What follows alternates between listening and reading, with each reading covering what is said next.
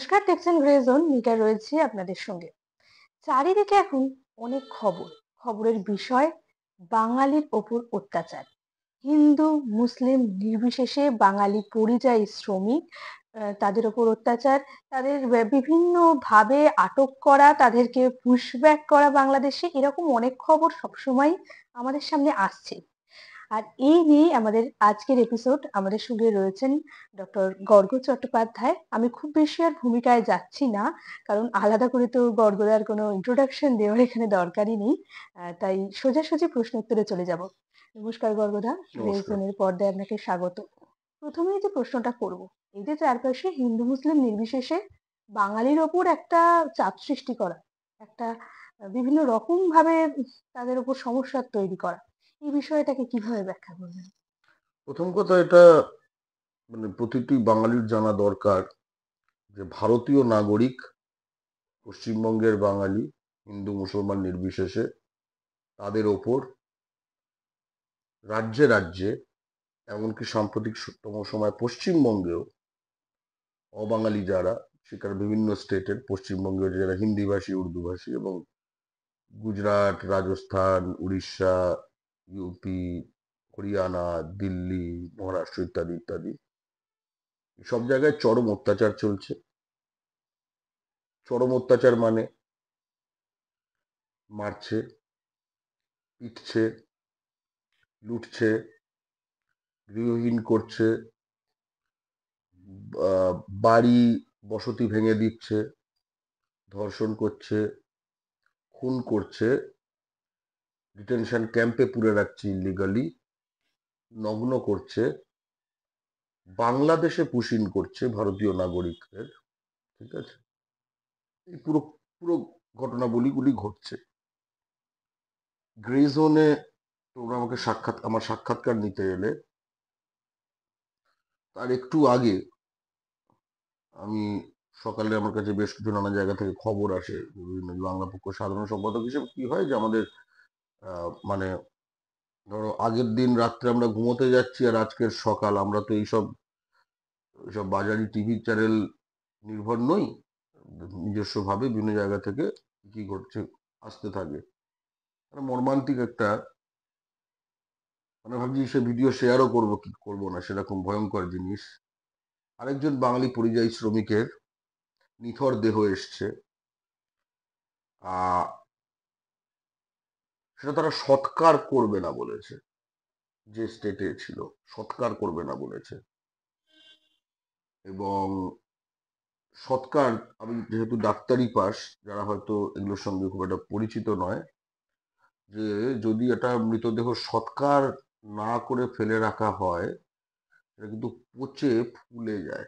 ঠিক আছে, কারণ নানা রকম বিষাক্ত দুর্গন্ধযুক্ত গ্যাস সেই আমাদের শরীরের মধ্যে যে গহ্বরগুলি রয়েছে তার মধ্যে সেগুলো পচে এবং গ্যাস সেরকম ভাবে যেন অদ্ভুত বিভৎসতা একটা তৈরি হয়।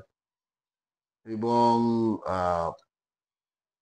সেই লাশটি এসছে গ্রামে, কান্নার রোল, ভিডিওটি যেরকম ভাবে এসছে, কান্নার রোল চারিদিকে, মায়েরা ভাইয়েরা যারা কাঁদছে, সব গ্রাম গ্রাম এসে ভেঙে পড়েছে।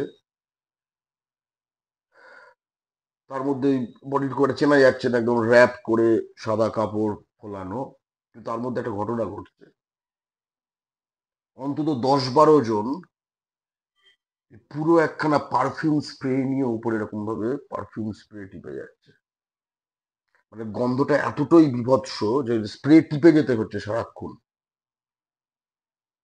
আমি এই উদাহরণটা দিলাম এটা বোঝাতে যে যখন আমরা বলি যে মাঝে মাঝে খবর আসছে, এই প্রতিটি খবর তার পিছনে যে ভয়ঙ্কর বাস্তবতা আজকে ভারতে বাঙালি গণহত্যার সামনে দাঁড়িয়ে, যে বাঙালির রক্তে ভারত স্বাধীন হয়েছে, সেই ভারতে বাঙালি গণহত্যার সামনে দাঁড়িয়ে। আমি কোনো উদাহরণ দিতে চাই যাতে মানুষ বোঝে। বিশেষ করে এটা হিন্দু বাঙালির বোঝা উচিত, কারণ এক ধরনের প্রচারণার ফলে এটা অনেক হিন্দু বাঙালি কিছু কিছু লোকের ধারণা হয়েছে যে প্রথমত হচ্ছে এরা বোধহয় সকলে মুসলমান বাঙালি, ঠিক আছে? আর পশ্চিমবঙ্গের মুসলমান বাঙালি ভারতীয় নাগরিক এবার তাকে যদি রোহিঙ্গা বলে দেয় বা এরকম কিছু বলে দেয়, তাহলে তাতে খুব একটা কিছু এসে যায় না। ঠিক আছে?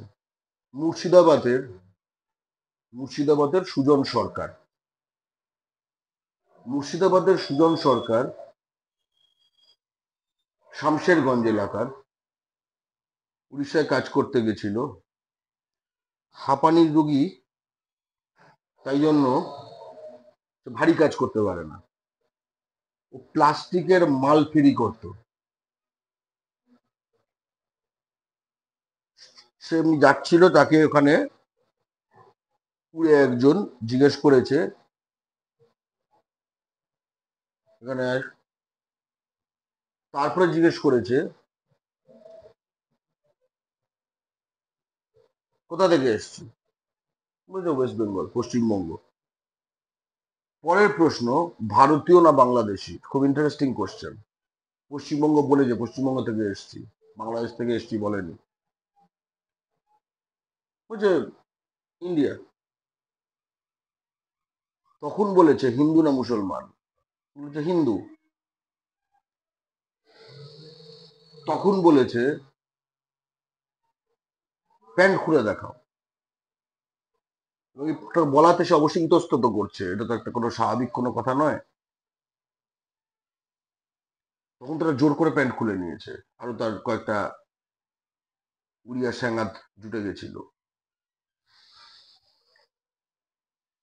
করে পুরুষাঙ্গে যেটি দেখে হিন্দু না মুসলমান নির্ণয় করে, সেটা দেখে বোঝাচ্ছে হিন্দুদের মতো। তখন বলেছে হনুমান চালিসা পড়তে। তো মা দুর্গা মা কালীর সন্তান সুজন সরকার হনুমান চালিসা জানতো না। সে তো হিন্দুস্তানি নয়, সে তো ইউপি বিহার নয়। তখন তাকে উলঙ্গ অবস্থায় ফেলে পেটানো হয় এবং তারপরে এক পর্যায়ে পাথর দিয়ে থেঁতলে দেবার চেষ্টা করা হয়। তখন আরেকজন উড়িয়া ওকে, ওই লোকটাকে আটকায়, নট আউট অফ কম্প্যাশন, যে তখন বলছে, শুনতে পাচ্ছে, বলছে এটা করলে কেস হয়ে যাবে। ওই জন্য মানে এটা না করলে যদি, মানে সাক্ষী টাক্ষী না থেকে যদি হতো তাহলে কোনো ব্যাপার নেই, বাঙালিটাকে থেতলে দে। ততক্ষণে সে জেনে গেছে সে ভারতীয় নাগরিক, পশ্চিমবঙ্গের হিন্দু বাঙালি। ঠিক আছে, সেটা জেনে গেছে। এটা খুব এইটা ইম্পর্টেন্ট পার্ট। তারপরে সে বলছে সে কোন রকমে ফিরে এসছে, মানে তখন ওই অবস্থায়। এবার গল্পটা হচ্ছে, একে উড়িষ্যায় যেতে হয়েছে কেন?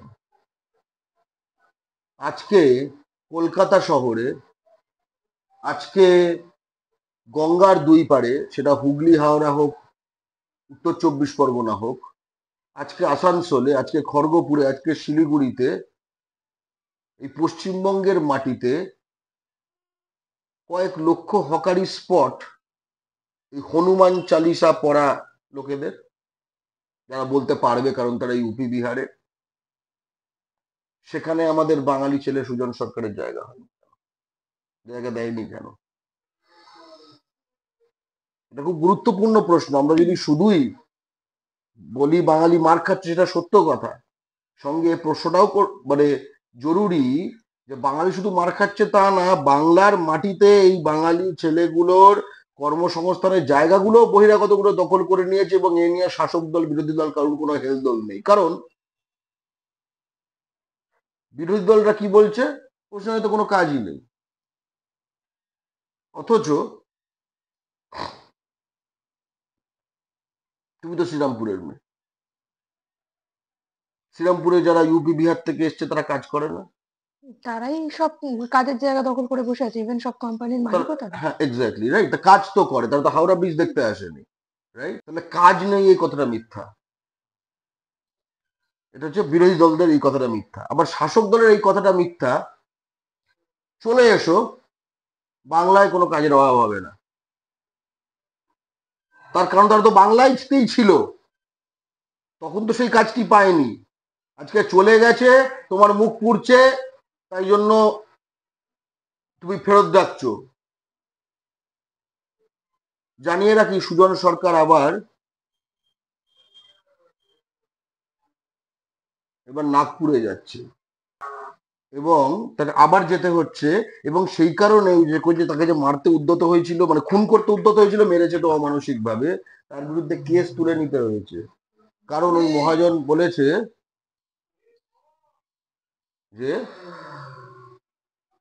মানে সার্ভাইভ করতে হবে, মানে যে এগুলো যেন না করে। আমি আরেকটা উদাহরণ দিতে চাই, বাবাই সর্দারের, দক্ষিণ চব্বিশ পরগনা।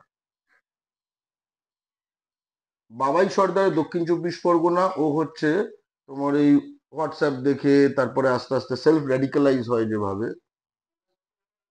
সেইভাবে সে ওই হিন্দু মুসলিম, মানে ঠিক আছে, আমার মুখে না বুকে নাতুরাম, আমার বুকে জয় শ্রীরাম টাইপের মেন্টালিটি তৈরি করে ফেলেছিল। এবং আরএসএস তাকে পিক আপ করে। আরএসএস এর ব্রেন ওয়াশিং এর নানা স্তরের কোর্স আছে। তার মধ্যে শেষ যে কোর্সটা, যার আগে ওই যেটা যেটা পাশ করে তারপরে যদি রিক্রুট হয় বিয়ে শাদী ছেড়ে দিতে হয়, যেটা কি এই আছে, মানে অ্যাটলিস্ট অফিসিয়ালি বিয়ে শাদী ছেড়ে দিতে হয়, সেই তার আগের অব্দি কোর্সটা করেছিল, নাগপুরে গিয়ে কোর্সটা করেছিল আরএসএস এর বাবাই সর্দার, দক্ষিণ চব্বিশ পরগনার ডায়মন্ড হারবার লোকসভা আসনের অন্তর্গত এলাকায়। সে মহারাষ্ট্রে পরিযায়ী হিসেবে গেছিল কাজ করতে। আরএসএস হচ্ছে, নাগপুর হচ্ছে আরএসএস এর হেডকোয়ার্টার। ভাগ্যের এমন অদৃষ্ট, আমি আগে ভারতীয়, আমি আগে হিন্দু, আমি আগে তাই রাম, লক্ষণ, ভরত, শত্রুঘ্ন, কোনো কিছুই তাকে মহারাষ্ট্রের বিজেপির পুলিশের দ্বারা ফরেনার হিসেবে চিহ্নিত করে নাগপুরের ডিটেনশন ক্যাম্পে লক আপ হওয়া থেকে আটকাতে পারেনি। ভাবো, অদৃষ্টটা লক্ষ্য করো, চক্রটা লক্ষ্য করো। আমাদের তো খুব ভয়ঙ্কর অবস্থা। এরপরে তারপরে যারা যারা আরএসএস রিক্রুট করেছিল তাদেরকে দেখতে পাওয়া যায়নি। এখানে স্থানীয় যে তৃণমূল দল, তারপরে শুনলাম রামনগরের যে সাংসদ অভিষেক বন্দ্যোপাধ্যায়, সে উদ্যোগ নিয়েছে, ফেরত এনেছে। কিন্তু ফেরত আনাটা কি সলিউশন? যদি এখানে একটা সলিউশন থাকতো, এরা তো ওখানে যেত না। আমির শেখ, আমি নিজে এই আমি যে বসে আছি যেরকম, তেমনি মালদার কালিয়াচকে আমির শেখের বাড়িতে আমি গেছিলাম। তার বাবা হচ্ছে জিএম শেখ। তার বাবা 1941 সালের দলিল দেখাচ্ছে আমাকে, প্রমাণ করছে সেখানে সত্যি কালিয়াচকের সাব রেজিস্ট্রার, সেখানে 41 সালের এই, তারপরে রেভিনিউ স্ট্যাম্প পেপার, সেখানে পঞ্চম জর্জ তখন ব্রিটিশ সম্রাট ছিল, ফলে ভারত এই এলাকার সম্রাট ছিল, এম্পায়ার অফ ইন্ডিয়া বলা হতো। স্ট্যাম্প পেপার এই, এবং শুধু 41 নয়, অনেকে বলতে পারে 41 সাল, তাহলে 47 ওপারে চলে গেছিলে, তারপর আবার ফেরত এসছো ইত্যাদি। না, তাদের কন্টিনিউয়াসলি জমির পর্চা ডকুমেন্ট 60-এর দশক, 70-এর দশক, 80-এর দশক, যা যা থাকার কথা সবই আছে। 41-এ ল্যান্ড ডকুমেন্টস, প্রপার্টি ডকুমেন্টস আছে, মানে তারা একটা সেই সময় তাদের যে পূর্বপুরুষ সে কিছুর অবস্থাপন্ন ছিল, তা না হলে 41 সালের ডকুমেন্টস থাকার কথা নয়। যাই হোক, তার দেখালো পারমাণিক স্কুল, সেখানে সে আমি সে ছোটবেলায় পড়ি। 21 বছরের ছেলে, সে আসলে এর আগে কলকাতাতেও যায়নি, একদম ছোটবেলায় মানে ইয়াং বয়সে জাস্ট অ্যাডাল্ট হয়েছে। এবং জানো, খুব পরিযায়ী শ্রমিকরা মালদা থেকে নানা রাজ্যে কাজ করতে যায়, তো তাদের চলে গেছে। পিক আপ করা হয়েছে, এটা বোধহয় রাজস্থানে, মারধর, তারপরে ডিটেনশন ক্যাম্পে থাকা অবস্থায় কোন রকম কাউকে ধরে ওদের বলছে আমার ডকুমেন্টস গুলো পাঠাও। সব পাঠিয়েছে, ইনক্লুডিং এই 41, কিচ্ছু হয়নি। তারপরে তাকে ট্রান্সফার করেছে বিএসএফ এর কাছে, এই বসিরহাটের কাছে যে ঘোজাডাঙ্গা বর্ডার আছে, একটা পেল ওডার জেসিবি টাইপের জিনিসে করে বলে তাতে ছুঁড়ে ফেলে দিয়েছে ওদিকে।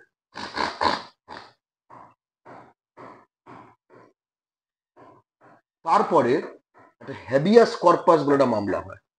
মাঝে একটা ঘটনা আছে যে ওখানে কোন রকমে কাউকে ধরে একটা বাড়িতে বাপকে ফোন করতে পেরেছে। এইটা হচ্ছে বাবা জানলো যে ছেলে ছিল রাজস্থানে, এখন সাডেনলি বাংলাদেশে। ওকে, হাউ হাউ করে কাঁদছে। এবার খবর হতে এইটা যখন জানে, আমি তার 1-2 দিনের মধ্যে পৌঁছই ওইখানে। তার বাবা আমাকে জড়িয়ে হাউ হাউ করে কাঁদছিল। আমার এটা ফোকাস আনার পর জিনিসটা ভাইরাল হয়, কয়েক মিলিয়ন ভিউ হয়। হেবিয়াস কর্পাস মামলা করা হয়। হেবিয়াস কর্পাস মানে, এই মামলাটা তুমি যদি কোনো কোর্টে করো, হেবিয়াস কর্পাস করেছে মানে তুমি কোর্টের কাছে গিয়ে বলছো যে কর্পাস মানে হচ্ছে শরীর, কায়া, এ কোথায়, এর হদিশ জানো। এটা হচ্ছে হেবিয়াস কর্পাস মামলা। তো আমির শেখের বাবা জিএম শেখ, আমির শেখের জন্য হেবিয়াস কর্পাস মামলা দেখে। সাধারণত এই কেসগুলো করা কেউ নিরুদ্দেশ বা সন্দেহ করছে যে কোনো রাষ্ট্রশক্তি তাকে খুন করে ফেলবে বা গুম করে ফেলেছে, এরকম ধরনের কেসে মূলত হেবিয়াস কর্পাস হয়। কারণ রাষ্ট্রের দায়িত্ব আছে প্রতিটি নাগরিক কোথায়, এটা আদালতে জানানো। প্রতিটি নাগরিকের জানার অধিকার আছে। আবার তো বটেই,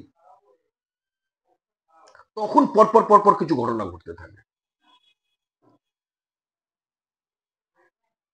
যে বিএসএফ বাংলাদেশ সাইডে আছে, ওটাকে এখন বলে কি বলে একটা জানি না, নতুন কি একটা নাম হয়েছে এই ইউনুস এইসব আসার পরে, বিজিবি। বিজিবি। তো তাদের সঙ্গে তখন তাড়াতাড়ি এদের কথাবার্তা শুরু হয় বিএসএফ এর, করে একে নেয়,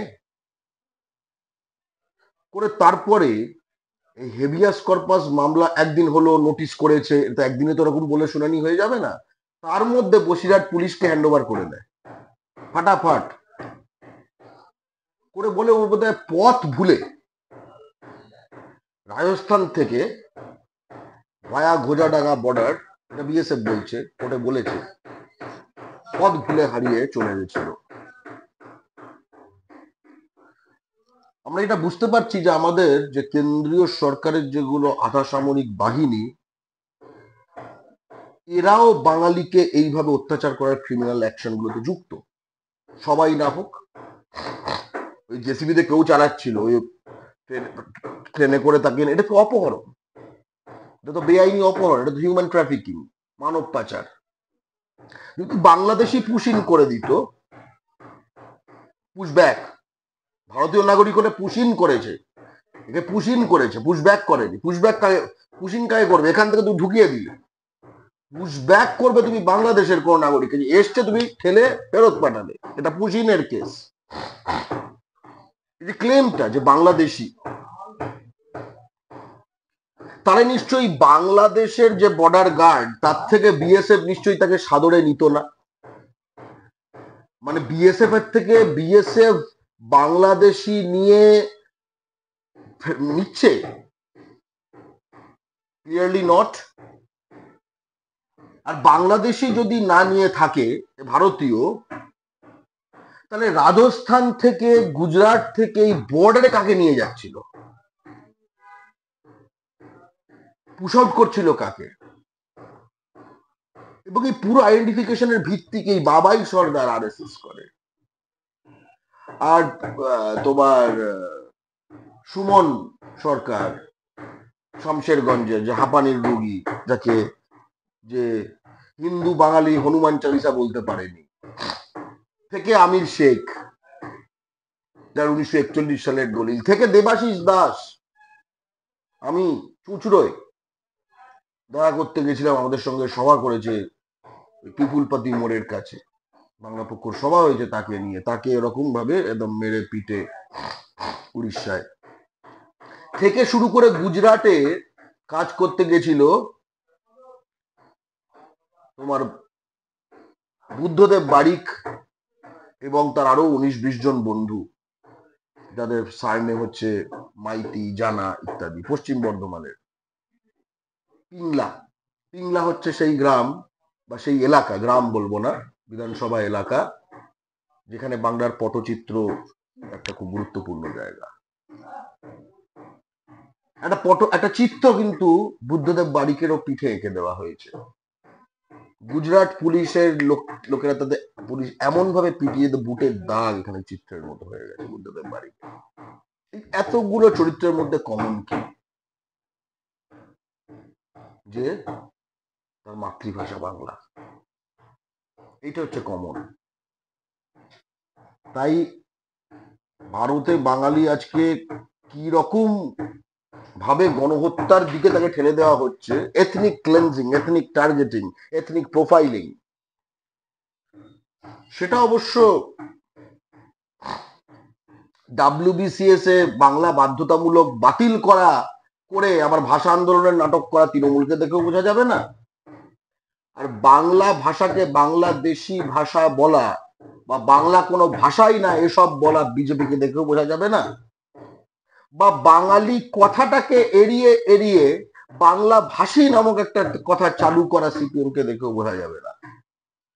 তার জন্য বাংলার, এই পশ্চিমবাংলার বিপন্ন বাঙালি জাতির এই দগদগে বাস্তবতাতেই থাকতে হবে, যে দগদগে বাস্তবতায়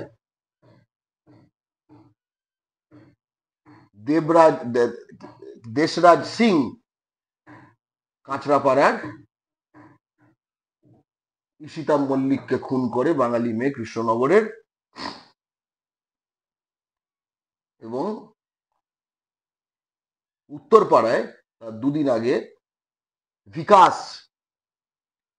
একটি বাঙালি ক্লাস 2 এর মেয়েকে প্রকাশ্যে শ্লীলতাহানি করে। এই দুটোকে আলাদাভাবে দেখলে হবে না। বাংলায় কাজ আছে, বাঙালির কাজ নেই। বাংলায় কাজগুলো দখল করছে বহিরাগতরা, তারা জমি দখল করছে, তারা শহর দখল করছে, তারা নারীদের টার্গেট করছে, তারা,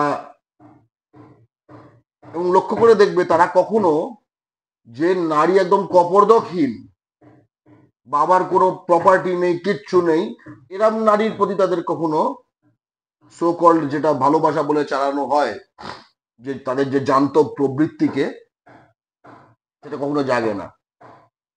ঠিক আছে, এক্ষেত্রে এটা জব, বাবার একখানা সম্পত্তি আছে, এই আছে ওই আছে, সেইটা দেখে।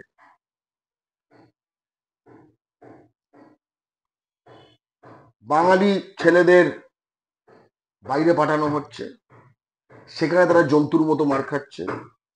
পশ্চিমবঙ্গের মাটিতে বাঙালি নারীদের টার্গেট করা হচ্ছে, আর বাঙালি ছেলেদের কদিন আগে কারমাইকেল হোস্টেলের কালকে সেই বাঙালি ছেলেদের হিন্দি উর্দু নির্বিশেষে, এটা খুব বোঝা দরকার, এটা হিন্দু মুসলিম ইস্যু না, যারা পিটিয়েছে তারা ইমতিয়াজ আলী, তারা কৃষ্ণা সাউ এবং আরো 10-15টা গুটখাখোর গুন্ডা, যারা শিয়ালদাটা দখল করে নিয়েছে, হাওড়াটা আগেই দখল করেছিল। এইটা হচ্ছে বাংলার বর্তমান অবস্থা। শাসক দল তৃণমূল বহিরাগত তোষণ করে, বিরোধী দল বিজেপি পারলে পশ্চিমবঙ্গ থেকে বাঙালিকে নিশ্চিহ্ন করে দেয়। এই সময় দাঁড়িয়ে একটাই আসার কথা, বাংলা পক্ষ আছে এবং বাঙালি জাতীয়তাবাদের যে চেতনা তা কিন্তু বাঙালির মধ্যে আগুনের মতো ছড়াচ্ছে। কিন্তু তুমি আমার ইন্ট্রোডাকশন দিতে গিয়ে বললে যে নামেই সকলে চিনবেন বা মুখে সকলে চিনবেন, সকলে চিনবেন না। এই সাক্ষাৎকারটির পরে হয়তো আরো কয়েকজন চিনবেন, কিন্তু চিনবেন আমি খুব হ্যান্ডসাম বলে না, চিনবেন আমার হেভি স্টাইলিশ জামা বলে না, চিনবেন কারণ বাংলা পক্ষর সাধারণ সম্পাদক হিসেবে, বাঙালি জাতীয়তাবাদী হিসেবে যে যে কথাগুলো বলি আমরা, যে যে লড়াইগুলো করি আমরা, সেগুলো বাস্তব এবং সেগুলির সঙ্গে অনেক বাঙালি পরিচিত হচ্ছে। এতগুলো দল, রাজনৈতিক দল এইসব এইরকম পোস্ট দিয়ে পোস্টার মারা ছবি থাকা সত্ত্বেও, এইটা হচ্ছে আজকের বাস্তবতা। এই যে একটি বাংলা ও বাঙালির জন্য লড়াই করতে হচ্ছে পশ্চিমবঙ্গে, এটাই লজ্জার। আমাদের যে বাংলা পক্ষর নামকে বা আবার নামকে বা হোয়াট এভার, এটা যে বাঙালি চেনে, এটা লজ্জার কথা। আমি তো একটা অধ্যাপক, আমার তো অধ্যাপনা, আমার তো সাইন্টিফিক ওয়ার্ল্ডে শুধু চেনার কথা ছিল। এই চেনা তো দরকার ছিল না, অনেক কষ্টে এই চেনা বাঙালির। এখনই আপনিও যে প্রসঙ্গটা বললেন, অমিত মালব্যর সম্প্রতি বক্তব্য যে বাংলাদেশি ভাষা বা বাংলা কোনো ভাষাই নয়, এরকম একটা বক্তব্য উঠে এসছে, যেটা নিয়ে প্রচুর কন্ট্রোভার্সি। উনি কি একজন রাজনীতিবিদ হিসাবে এতটাই বোকা যে এরকম একটা বক্তব্য করে দেবেন, না এর পেছনে আরো কোনো গভীর রাজনৈতিক চাল আছে? দু তিনটে জিনিস। ধরো, তোমার অধিকার আমি হরণ করে নিতে চাই, ঠিক আছে, বা তোমার থেকে কিছু লুট করে নিতে চাই, ধরো তোমার পকেট মারি করতে চাই আমি, সাপোজ। তো তুমি একটু সজাগ থাকবে যে আমার পকেটে কি আছে কি না আছে। কিন্তু পায়ের তলা যদি মাটি সরিয়ে দেয়, তখন তোমার মনোনিবেশটা যেখানে চলে যাবে, তখন তোমার কি পকেট, কি মানে তোমার পায়ের তলায় জুতো আর কি কি কি কোথায় চশমা, এসব কি তোমার তো কনসার্ন হবে? তো পায়ের তলায় মাটি নেই। এই যে বাংলা কোনো ভাষাই না, এটা বিজেপির পশ্চিমবঙ্গের ইনচার্জ যে বহিরাগত ইউপির লোক একটা, সে বলেছে, বা ধরো বাংলা ভাষা হচ্ছে বাংলাদেশি ভাষা, ল্যাঙ্গুয়েজ, এটা আবার সরকারি ডকুমেন্টে। এই যে বাঙালিকে উইপোকা বলেছিল যে অমিত শাহ, তার আন্ডারে যে দিল্লি পুলিশ, অনেকে জানা দরকার এটা, দিল্লি পুলিশ কিন্তু এই পশ্চিমবঙ্গ পুলিশ বা উড়িষ্যা পুলিশ এরকম নয় যে রাজ্য সরকারের আন্ডারে, ডাইরেক্টলি কেন্দ্রীয় সরকারের গৃহ মন্ত্রকের আন্ডারে, স্বরাষ্ট্র মন্ত্রক যেটাকে বলে, অমিত শাহ মন্ত্রক। তারা তাদের একদম ডকুমেন্টে বলেছে বাংলাদেশি ল্যাঙ্গুয়েজ, যারা যারা বলছে বাংলাদেশি ল্যাঙ্গুয়েজ বলে তো সারা বিশ্বে কোনো ভাষা নেই। ভাষা বিজ্ঞানে স্বীকৃত নয়, কোনো কিছুতে স্বীকৃত নয়, ঠিক আছে, এরকম কিছু নেই, এরকম কিছু এক্সিস্ট করে না। যে এককে এক বলা, দুইকে দো বলা, 10কে 10 বলা, কে বলে? ইমরান খান বলে, নওয়াজ শরীফ বলে। আমরা কি এককে এক বলা, দুইকে দো বলা, 10কে 10 বলা এই পশ্চিমবঙ্গের মাটিতে পাকিস্তানি আইডেন্টিফাই করতে শুরু করব? পারবে সামলাতে? ভদ্রেশ্বরে পাকিস্তানি খুঁজবো, ভাটপাড়ায় পাকিস্তানি খুঁজবো, আমরা শালকিয়ায় পাকিস্তানি খুঁজবো, আমরা খড়গপুরে, হলদিয়ায়, শিলিগুড়িতে, বড় বাজারে, রাজাবাজারে পাকিস্তানি সামলাতে পারবে? আমি তো এখানে বসে আছি। আমরা যদি এইভাবে পাকিস্তানি খুঁজতে শুরু করি, এই আমার দুটো পা হয়তো ওখানে দেখা যাচ্ছে না, এখানে একটি পা আছে, এখানে একটি পা আছে, ঠিক আছে, আমরা যদি বাঙালি হিসেবে পশ্চিমবঙ্গের মাটিতে এইভাবে পাকিস্তানি খুঁজতে শুরু করি, আমার এক পায়ে নীতিশ কুমার আর আরেক পায়ে যোগী আদিত্যনাথ খামচে ধরে বসে থাকবে যে বন্ধ করো এটা। এইটা হবে, তাই না? ফলে যে আগুন নিয়ে খেলাটা শুরু হয়েছে, এর শেষ কিন্তু আসলে প্রতিরোধের মাধ্যমে হবে। আমার মনে হয় যে এখনো আমরা বাংলা পক্ষ আইন সংবিধান মেনে চলছে, কিন্তু প্রতি বাঙালি কিন্তু আগ্নেয়গিরির মতো ফুটছে। মানে কিছু কিছু কথা শুনে আমি নিজে শঙ্কিত হই।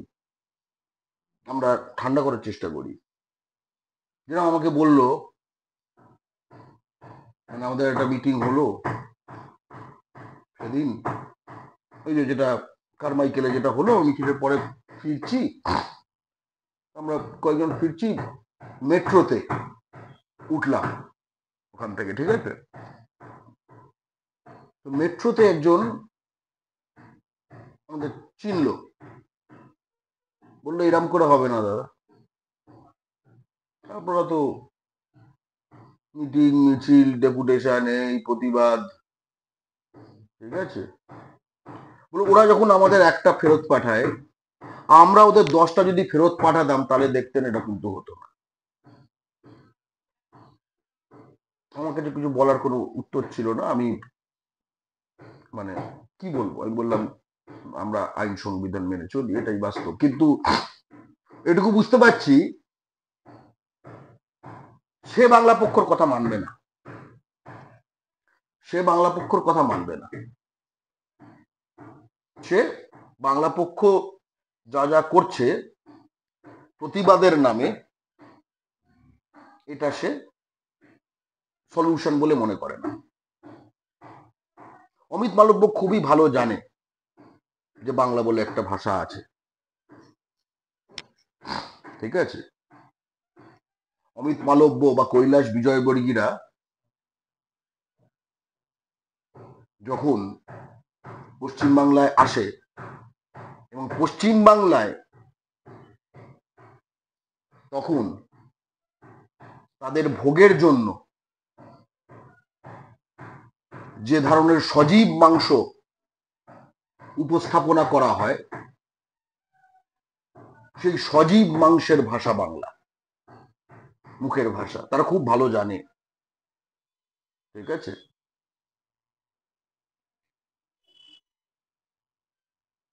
ব্রিটিশ শাসন ঠিক এরকম ছিল। আমরা বর্তমানে হিন্দি সাম্রাজ্যবাদী শাসনে রয়েছি, অথচ আমাদের রক্তে ভারত স্বাধীন হয়েছে। এই কারণে আমাদের পূর্বপুরুষ প্রাণ দেননি। এই অমানিসা কাটবে, আমাদেরই কাটাতে হবে, কালের নিয়মে কেটে যাবে না, আমাদের ঐক্যবদ্ধ হয়ে কাটাতে হবে। তার জন্য পাড়ায় পাড়ায় বাঙালি ঐক্য গড়ে তোলার যে প্রক্রিয়া শুরু হয়েছে, বাঙালি কিন্তু এখন গরম হচ্ছে আগের থেকে, এটা ফ্যাক্ট। তোমায় বলি, একটা সময় অব্দি অনেক বাঙালির কাছে নিশ্চয়ই শুনেছো যে ধুর মশাই কি বাঙালি কি প্রতিবাদ করবো, একটা প্রতিবাদ করলাম আমাদের উপর এরকম চোটপাট করছে, সব করে বাঙালি দেখি চুপ করে আছে। কমন কথা। যে কারণে এরকম একটা কথা প্রতিরোধ বাঙালি করলে, বাঙালির উপর যদি অত্যাচার হয় গুটখাখোরদের দ্বারা, বাংলা ও বাঙালির শত্রুদের দ্বারা, তখন দেখে মনে বাহ খুব ভাল লাগতো, ঠিক আছে? কিংবা প্রথম দিকে বলতো, বাংলা পক্ষ তো প্রায় 2018 সালে শুরু, 7 বছর 8 বছর হলো, বলতো এবারে নিশ্চয়ই বাংলা পক্ষর লোক, পায়ে পা লাগিয়ে নিশ্চয়ই ঝগড়া করেছে, এরকম ধরনের কথাবার্তা আসতো। মানে বাংলায় বা ভারতে বাঙালির যে উপর যে আক্রমণের যে বাস্তবতা, এটাকে যারা লঘু করতে চায় কোনো কি জানে কোন স্বার্থে, ঠিক আছে? মানে কারোর মা ধর্ষিতা হচ্ছে, যদি সন্তান বলে না ধর্ষণ হয়নি, ওটা জাস্ট কি বলো কাপড় ছাড়ছিল, চান করে কাপড় ছাড়ছিল, ওটা ধর্ষণের পরের অবস্থা না, ওটা আসলে চান করে কাপড় ছাড়ছিল, পুজো দেবে তো। এই মানসিকতা কোত্থেকে, এই রাজাকার মানসিকতা, এই বিভীষণ মানসিকতা, এই মির্জাফর মানসিকতা কোত্থেকে তৈরি আমি জানি না, কিন্তু গত 1-1.5 মাসে বাংলা পক্ষ প্রতিদিন এরকম নানা রকম ভিডিও পাচ্ছে যেখানে বাঙালিরা প্রতিরোধ করছে, সমবেতভাবে করছে, কয়েক জায়গায় হাত চালিয়ে দিচ্ছে, কারণ তার উপর হাত চালানো হয়েছে, আত্মরক্ষার অধিকার সকলের রয়েছে। আরে কুকুরকে অত্যাচার করলে কুকুর ঘেউ করে ওঠে, বাঙালি তো মানুষ। আমরা এমন একটা সময় বাস করছি যেখানে ইউপির একটা বাঙালি, কি বলবো, ওই লোভী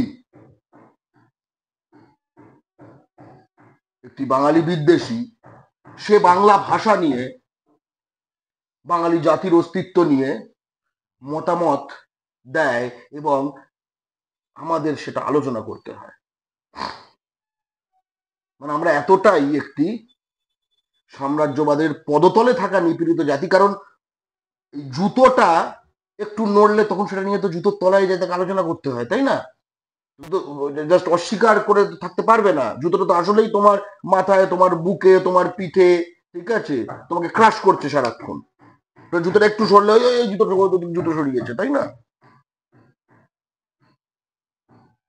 তবে একটা কথা দুনিয়া দেখছে, নিউ ইয়র্ক টাইমসে একটি হেডলাইন হয়েছে, কি অসাধারণ হেডলাইন! নিউ ইয়র্ক টাইমস, পৃথিবীতে নিউ ইয়র্ক টাইমস গুলো এমনি এমনি নিউ ইয়র্ক টাইমস হয় না, পুরো ব্যাপারটাকে ক্যাপচার করেছে। লেখাটার নাম হচ্ছে, এই সময় বর্তমানে পশ্চিমবঙ্গের বাঙালির ওপর ভারতের যে আক্রমণ চলছে, দুনিয়া জানছে কিন্তু, লেখাটার নাম হচ্ছে the risk of speaking Bengali, Bangla বলার ঝুঁকি। ডয়েশে ওয়েলে, জার্মানির যেটা নিউজ কাস্টিং মিডিয়াম,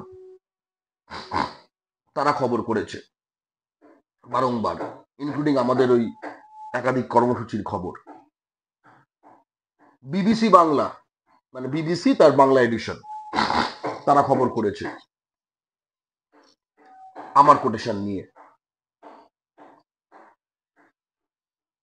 দুনিয়াও জানছে,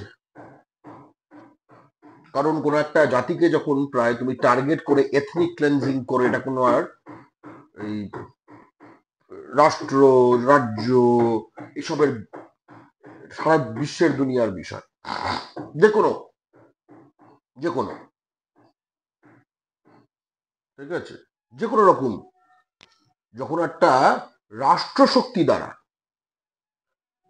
তার অভ্যন্তরে কোনো জাতির ওপর বা কোনো গ্রুপের ওপর টার্গেট করে এই জিনিসগুলো করা হয়, তখন এটা বোঝা যায় that the world must take notice। সারা বিশ্বের কিন্তু সেই বিষয়টিকে ইয়ে করা দরকার, কারণ যে কোনো একখানে জায়গায় ধরে নেওয়া হয় যে রাষ্ট্রশক্তি হচ্ছে সেটা সে ন্যায় বিধান করবে, সেটা যখন নড়ে যাচ্ছে তখন তো দুনিয়াকে দেখতে হবে, তাই না?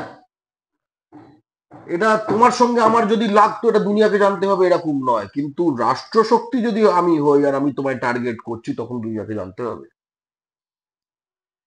তবে একটাই ব্যাপার,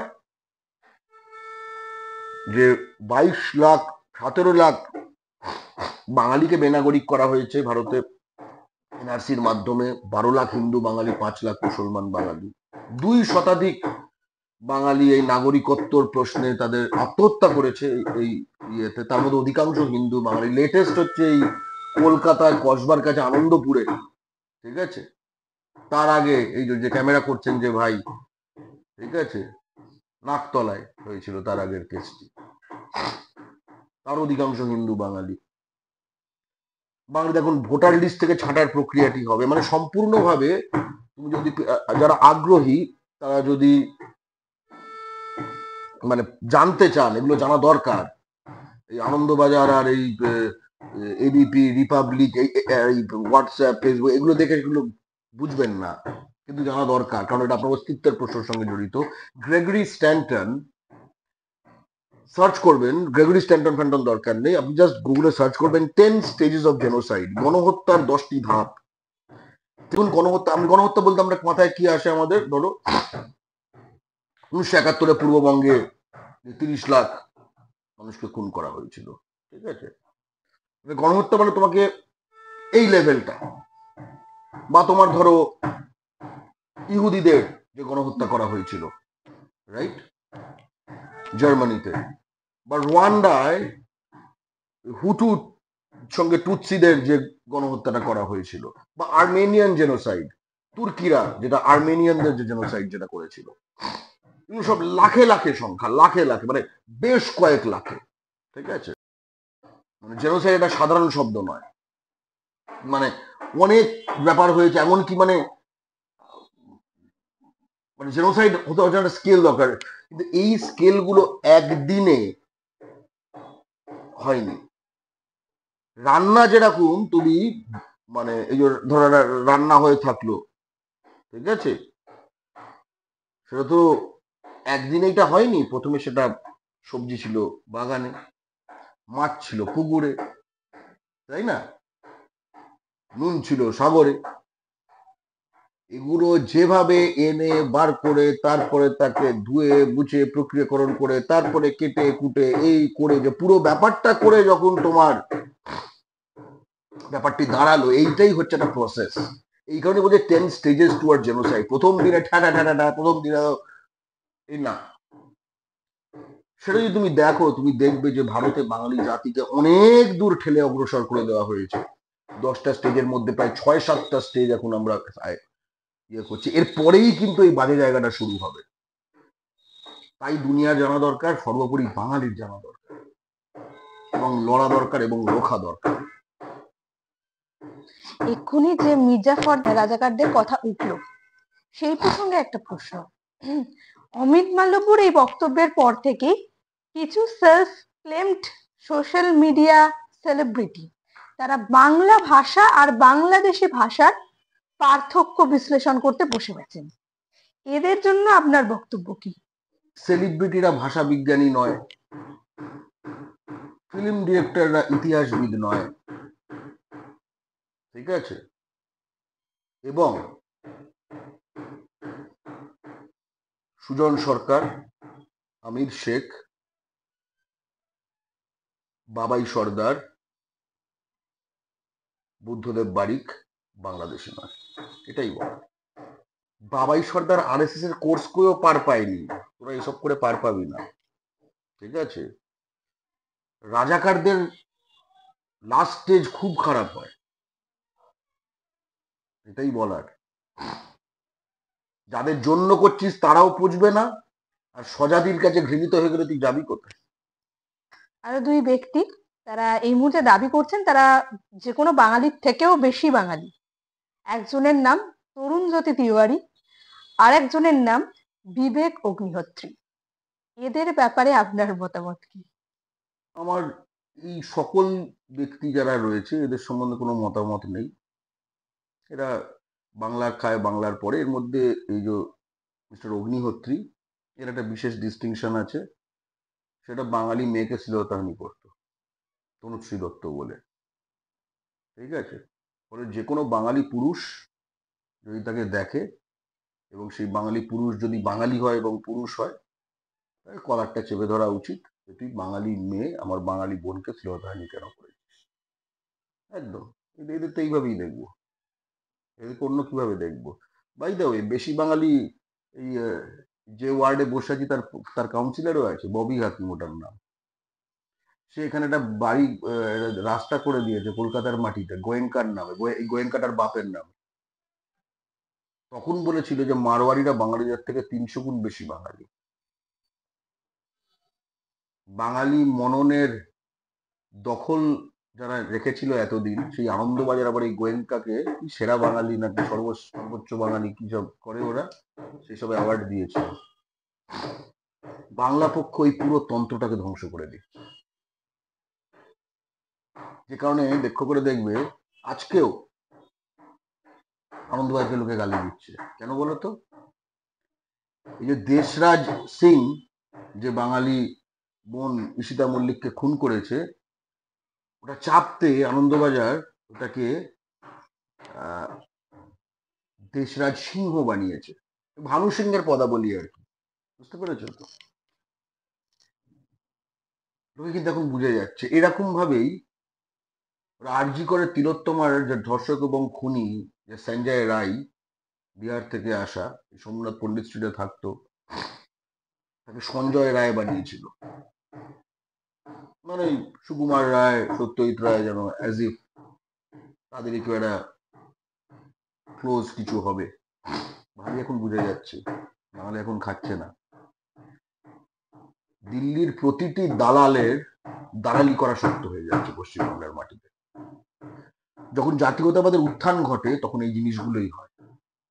হিন্দুস্তানি আগ্রাসনের আর একটা অন্যতম বক্তব্য হচ্ছে সত্য সনাতনীরা আমিষ আহার ছোঁন না। সব কথা বলতে শুরু করেছে কেন হঠাৎ? এই ব্যাপারে কি বলবেন? কারণ বাঙালি হিন্দুদের তো আমাদের তো ট্র্যাডিশনই ভেজিটেরিয়ান কথা বলতে হঠাৎ মানে মানে ঢ্যাঁড়স ভাজা তো আমিও খাই, তবু তৎসম কথা বেরিয়ে যায়। ঢ্যাঁড়স ভাজা আমরাও খাই, কিন্তু আমাদের ঢ্যাঁড়স ভাজার সাথে সাথে তো ইলিশ মাছ ভাজা, চিংড়ি মালাইকারিটাও আমাদের একটা খুব ঐতিহ্য। সহজ কথা বলছি, দুটো দিক, একটা সিরিয়াস আর একটা হচ্ছে একটু কৌতুকের সুরেই বলবো। তুমি যদি এই বিষয়টাকে দেখো, ভেজ নন ভেজ বা আমিষ নিরামিষ, এর মধ্যে আসলে আমিষ নিরামিষ, অপবিত্র পবিত্র, নোংরা শুদ্ধ, উত্তেজক দেবভোগ, তুমি দেখো কথাগুলো কিরকম একই সঙ্গে অ্যালাইন করে যায় ওদের জন্য, ওদের মানসিকতায়। আরে ওই মাঠ ছুঁয়ে আমাদের সব বাপ মার বিয়ে হয়েছিল, ওটা আমরা পয়দা হয়েছি। ঠিক আছে, আমার বাড়ির কাছে আমার যে ধর্মীয় বিশ্ব, তার ভ্যাটিকান মক্কা হলো এইখানে কালীঘাট। আমার যে ধর্মীয় বিশ্ব, তার যে বিশ্ব কেন্দ্র, যেটা আমার বাড়ি থেকে 1.5 কিলোমিটার দূরে, কালীঘাটে মায়ের মন্দির, যেখানে বঙ্গদেশের সম্রাজ্ঞী বিরাজ করেন। উত্তরপাড়ার কাছে বঙ্গেশ্বর শিব মন্দির রয়েছে, পাঠা বলি দেওয়া হয়, মা কামাখ্যা রয়েছে, আমরা শাক্ত, জোড়া শোল মাছ দেওয়া হয়। ফলে এই যে বিজাতীয় যে ধারণাগুলো, যার মাধ্যমে আমরা কিন্তু আসলে নোংরা জাতি হিসেবে, এর প্রকাশ কিভাবে হয়েছে, যত দেখবে মারোয়ারি ওন্ড বেশ কিছু হাসপাতাল পশ্চিমবঙ্গের মাটিতে, সেখানে পথ্য হিসেবে আমিষ দেওয়া হয় না, রুগীকে পয়সা দিচ্ছে, মানে মেডিকেল সায়েন্স দিয়ে পথ্য ঠিক হচ্ছে না, মালিকের ঘৃণা প্রসূত যে ধারণা থেকে পথ্য ঠিক হচ্ছে। দিল্লি বোর্ডের স্কুলে নন বেঙ্গলি গার্জেনরা নানা সিবিএসসি স্কুলে খোঁজ নেবে, টিফিনে আমিষ আনতে দেয় না। দিল্লি বোর্ডের স্কুলে সিবিএসসি আইসিএসসি, এবং তাতেও ক্ষান্ত না হয়ে বলেছে, টেলিগ্রাফে বেরিয়েছিল, বলেছে যে বাঙালি ছেলেমেয়েদের আলাদা বসাবেন, টিফিনে বাদ, কিন্তু আলাদা বসবে, কারণ বাড়িতে তো খায়। অর্থাৎ এই যে শুদ্ধ অশুদ্ধ, এর মানেটা, এর দোতনাটা বাঙালিকে বুঝতে হবে। এটা খুব সাধারণ কথা বলছেন, এটা রেসিজম। ঠিক আছে, সেই কারণে একবার একটা ইয়ে হয়েছিল যে একটা দিনে কি ট্রেনে, হাওড়া থেকে একটা ট্রেন ছাড়বে, সরকার মোদি আন্ডারে বলেছিল 2 অক্টোবর ট্রেন ছাড়বে, সেটার মধ্যে কোনো আমিষ সার্ভ হবে না আইআরসিটিসি দ্বারা, এরকম একটা কিছু বলার চেষ্টা করেছিল। বাংলা পক্ষ বলেছিল যে ওই ট্রেনের টিকিট কাটো, সবাই আমিষ নিয়ে ঢোকো। ঠিক আছে, ওই অর্ডারটা বাতিল করে দেয়। একটা জিনিস আমরা বুঝেছি, যে বাংলা ও বাঙালির শত্রুরা আমিষকে ভয় পায়। ফলে আমাদের ওই আমিষই আমাদের অস্ত্র, ওই কাঁটা আমাদের অস্ত্র। কাঁটা শুধু বেঁচে ফেলে দেবে না, হাতে রাখবে, আস্তিনে রাখবে। এক, আমাদের কিন্তু এটা আমাদের সন্তানদের জন্য, নিজেদের জন্য, নিজেদের যে অভ্যাস, নিজেদের যে সকল কিছু, সেটা কিন্তু আমাদের বাঁচিয়ে রাখতে হবে। খাদ্য কাকে বলে? 2, 3, 4 বছর অব্দি মা মুখের মধ্যে যেটা ঠুসে দিয়েছে, মানুষ সেটাকে খাদ্য বলে চেনে চিরকাল, উপাদেয় বলে চেনে। যখন বলা হচ্ছে এই ওই খাবার, এই তাই, ওটা উঁচু এটা নিচু, আসলে আমার পুরো অস্তিত্ব, আমার মাকে, আমার সবকিছুকে আঘাত করা হচ্ছে। এদের ধ্বংস করতে হবে। বাংলার মাটিতে রীতিমতো ফ্ল্যাট হচ্ছে, যেখানে পশ্চিমবাংলার মাটিতে যে আমিষাসীদের ফ্ল্যাট বিক্রি করবে না, সেই কারণে বাঙালিকে আগামী দিনে চাঁদা তুলে ওখানে ফ্ল্যাট নিয়ে সুটকি রাখতে হবে। ঠিক আছে, ওরা যদি ওর ফলে না থাকতে পারে, সেটাই তো আমরা চাই, থাকবে না। বাংলার মাটিতে বাঙালিকে নিয়ে যাওয়ার প্রবলেম, বাঙালির জীবনযাত্রা নিয়ে যাওয়ার প্রবলেম, তার বাংলার মাটিতে কি কাজ? এইখানে বড়বাজারে একটা বাঙালি বিদ্বেষী কাউন্সিলর আছে, নীনা দেবী পুরোহিত, বিজেপির। সেটা পশ্চিমবঙ্গে যে মাছ কেটে বিক্রি হয়, এটা তার গা ঘিনঘিন করে। এবং পুরসভা একটা প্রস্তাব আনার চেষ্টা করেছিল যে কলকাতায় মাছ কেটে বিক্রি করা বন্ধ করা হোক। ভাবো, শি কামস ফ্রম রাজস্থান, বাঙালি গিয়ে রাজস্থানে, ওখানে গিয়ে জয়পুরে কিভাবে কি বিক্রি হবে কি না হবে বলার সাহস পাবে? ও ভেবেছিল এই ববি হাকিমের মতো মারওয়াড়িরা বাঙালির থেকে 300 গুণ বেশি বাঙালি টাইপের, বাঙালি বোধহয় শুধু বাঙালি। ঠিক আছে? ইনফ্যাক্ট ববি হাকিম বাঙালি নয়, গয়া থেকে আসা ফ্যামিলি, ওরা বিহারি। বরং বলবো যে ববি হাকিম যখন এই কথাগুলো বলেছিল তখন ওই চুপ করে থেকেছিল যে বাঙালিগুলো, মীনাদেবী পুরোহিত ভেবেছিল এইগুলোই শুধু বাঙালি। বাংলা পক্ষ জন্মে গেছে। আমরা মীনাদেবী পুরোহিতের ওয়ার্ডে গিয়ে মাছ ভাত উৎসব করে এসেছি, শিহরিত হয়ে দেখছিল। আমরা কিন্তু রেঁধে নিয়ে যাইনি, গিয়ে রেঁধেছি, আঁশ ছাড়িয়েছি, তারপরে যেগুলো কাটা ইত্যাদি, এগুলো সাধারণত এরম ভাবে ফেলতাম, এরম ভাবে ফেলেছি, বেশ করেছি। সব জায়গায় করা হবে। বাংলার মাটিতে বাঙালিকে মাছ রেঁধে খাওয়া থেকে আটকাক, যুদ্ধ হবে। যদি কৌতুকের দিকটা বলতে হয়, সে কৌতুকের মধ্যে একটা আত্মবিশ্বাস আছে, এবং এই ধরনের আত্মবিশ্বাসের কৌতুক বর্তমান প্রজন্মের যারা অন্তত বাংলা ভাষা চর্চা করেন বা ইনফ্লুয়েন্সার বা ইভেন যারা কন্টেন্ট ক্রিয়েটার, ব্লগার, তারা করলে ভালো হয়। শিবরাম চক্রবর্তী এই বিষয়ে বলেছিলেন যে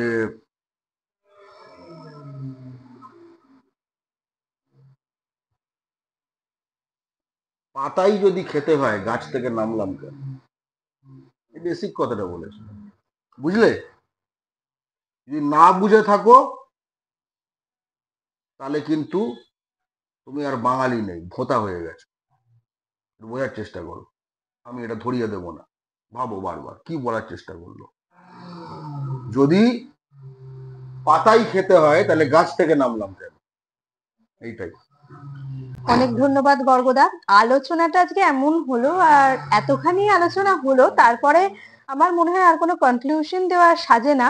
তাই এখানেই আজকের এপিসোডটা শেষ করছি। শুধু একটাই কথা বলবো, যেটা গর্গদা এক্ষুনি বললেন, যে ভাবুন, আমাদের ভাবার সময় এসছে, ভাবতে হবে, তাই ভাবুন। এবং আরেকটা কথা বলবো শেষে একদমই, যে এটি একটি নতুন বাঙালি যুব যারা, তাদের একটি মিডিয়া উদ্যোগ। আপনি যখন এই মিডিয়া দেখেন, যে কোনো মিডিয়া দেখেন, আপনার এই দেখার সময়টাই কিন্তু রেভিনিউ। আপনি হলদিরামের দোকান থেকে মিষ্টি কেনেন, হলদিরামরা কিন্তু কখনো আপনার দোকান থেকে মিষ্টি কেনে না।